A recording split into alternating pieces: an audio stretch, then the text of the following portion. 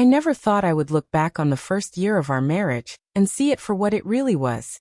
A carefully constructed illusion. Not by me, but by her. My name is Alex. I married Laura 8 months ago, confident in the life we were building together. A small apartment, shared dreams, laughter, and the kind of intimacy I had only ever imagined in fleeting, perfect moments. But all of that, the trust, the love, the belief in her, was built on lies. The discovery came by accident. A quiet evening when her phone pinged with a notification she forgot to silence. A message from her boss appeared, familiar yet tinged with intimacy, casual words that somehow pierced through every layer of my belief in her honesty. I felt a chill run through me. Something in the phrasing, the timing, the hidden tone made my gut tighten. I couldn't ignore it. I had to know.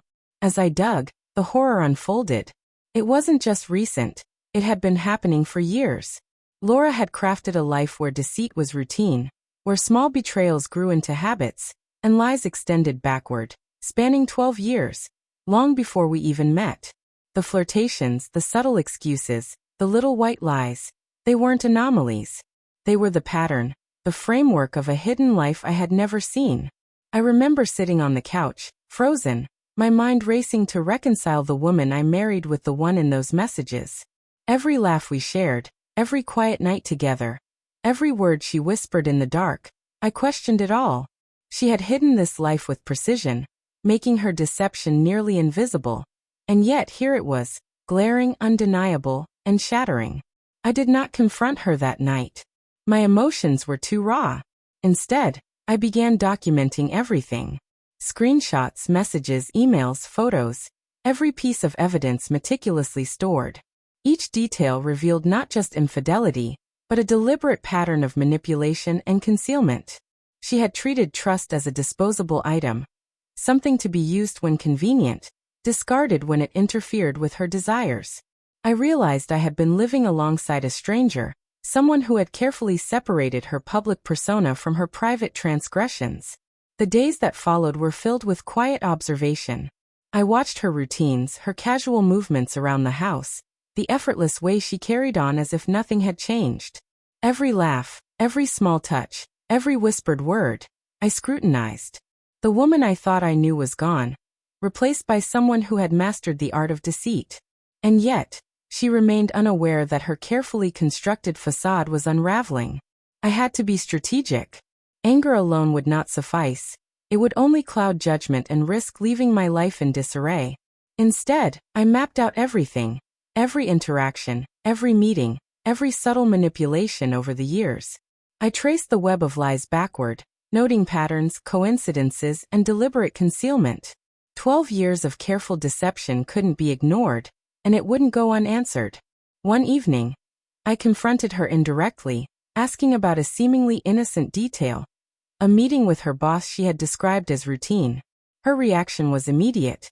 Defensive, sharp, tinged with irritation. But it was in that sharpness, that hesitation, that I found confirmation. The truth was there, hidden in plain sight, waiting to be acknowledged. She had assumed I was blind, naive, or too trusting. She was wrong.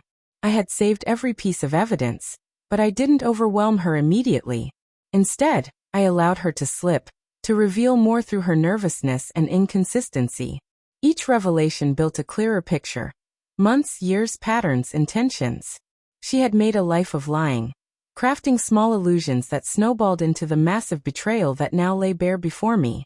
It wasn't just infidelity, it was a carefully orchestrated life of falsehood, one that spanned more than a decade.